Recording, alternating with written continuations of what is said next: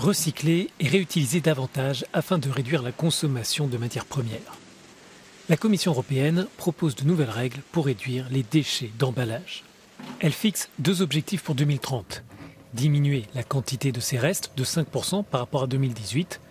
L'institution veut aussi rendre tous les emballages recyclables. Cet effort doit passer entre autres par la baisse des emballages non nécessaires.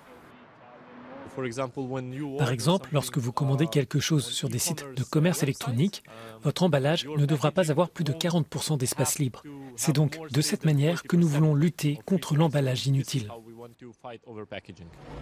Certains types de contenants seront même interdits, comme les films à usage unique pour les fruits et légumes ou les bouteilles de shampoing miniatures disponibles dans les hôtels.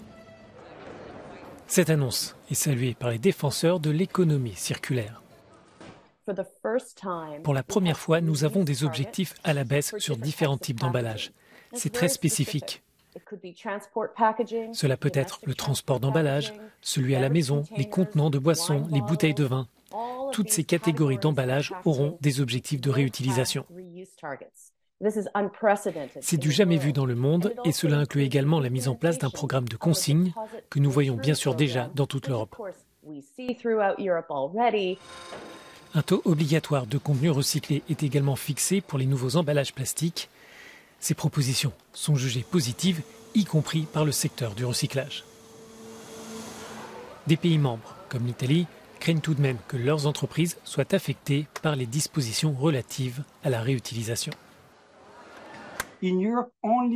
En Europe, seulement 12 à 13% des matériaux utilisés dans l'industrie sont issus du recyclage.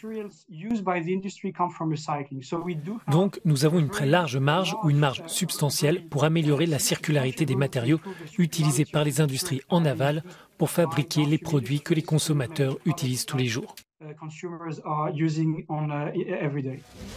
Ces propositions doivent entraîner d'ici 2040 une réduction globale des déchets de près de 37% dans l'Union par rapport à un scénario sans modification de législation.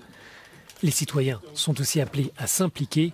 Chaque Européen génère chaque année 177 kilos de déchets.